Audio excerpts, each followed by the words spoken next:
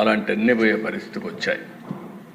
ఈరోజు మళ్ళీ రాష్ట్రంలో ఒకటే విజ్ఞప్తి చేస్తున్నాం, ఎవరైనా సరే ఆడబిడ్డలపైన అత్యాచారాలు చేసి తప్పించుకోవాలంటే ఈ ప్రభుత్వంలో వీలు కాదు, అదే చివరి రోజు అవుతుందని మరొకసారి హెచ్చరిస్తున్నాం.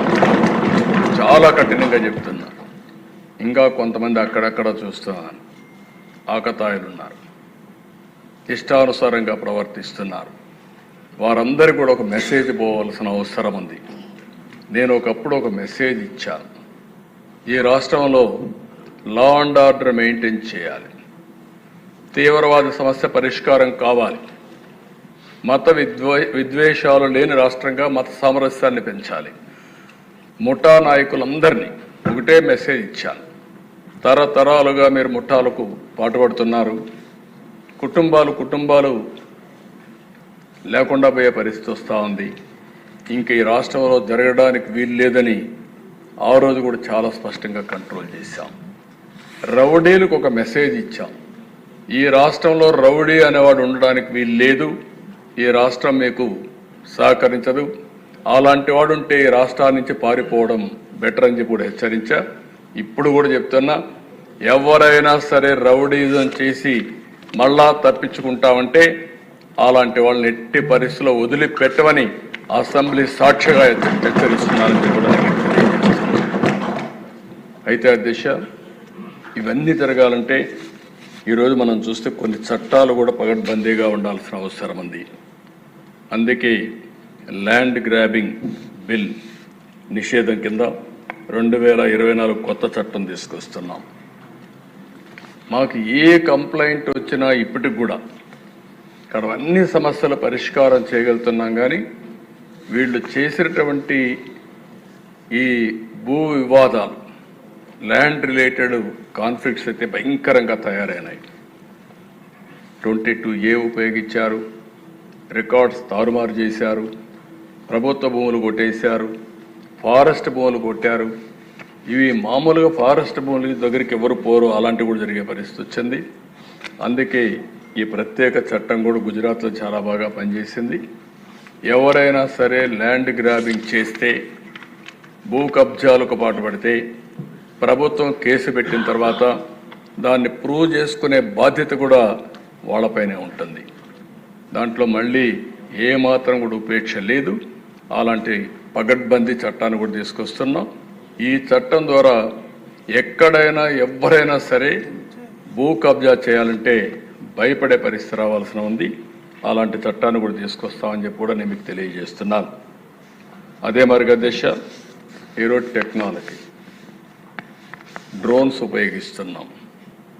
ఇంకా మా వాళ్ళందరూ మాస్టరైజ్ చేస్తున్నారు. అవసరమైతే డ్రోన్స్ ద్వారా నైట్ పెట్రోలింగ్ కూడా చేయడానికి, పోలీస్ పెట్రోలింగ్ బదులు డ్రోన్ పెట్రోలింగ్ చేయడానికి కూడా శ్రీకారం చుడుతున్నాం. సీసీటీవీ కెమెరాలు పెడుతున్నాం, లేటెస్ట్ టెక్నాలజీ పెడుతున్నాం.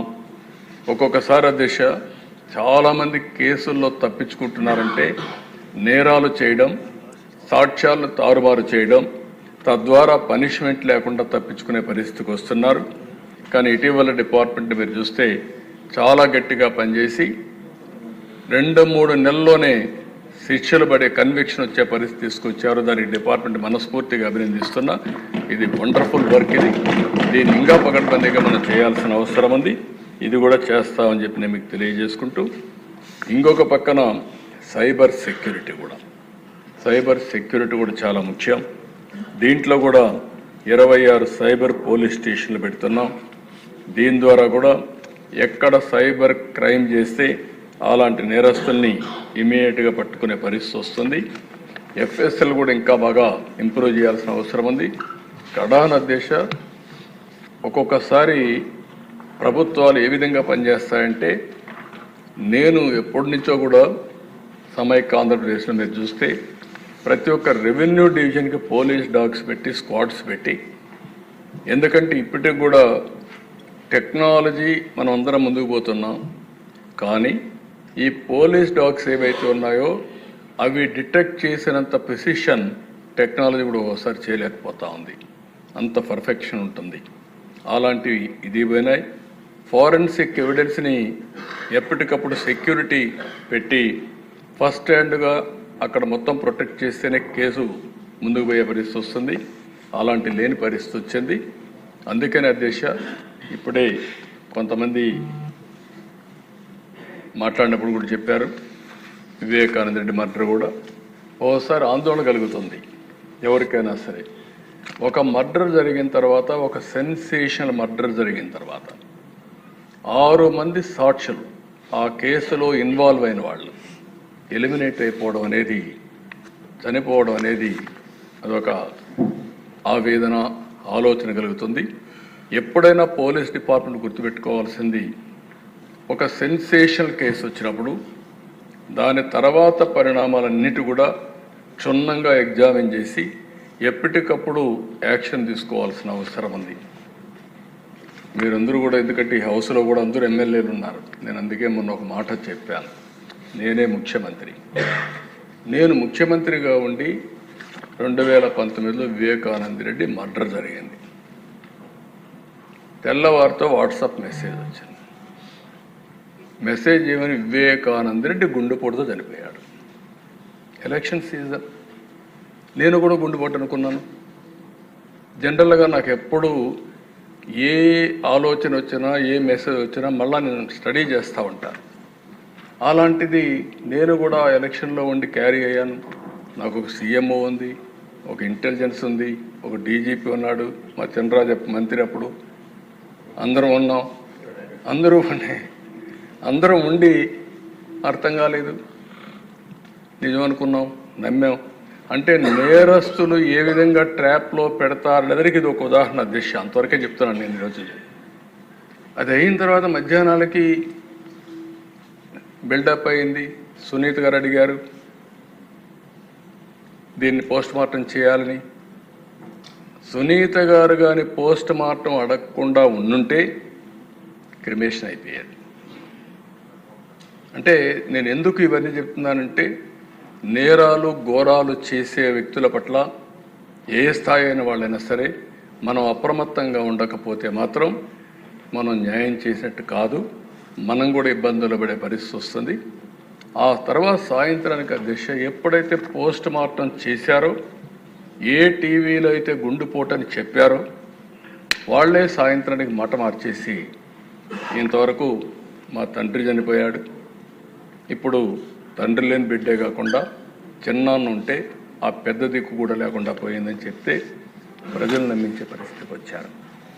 రెండో రోజు అధ్యక్ష నా చేతిలో కత్తి పెట్టి నారాసుర రక్త చరిత్రను వేసే పరిస్థితికి వచ్చారు.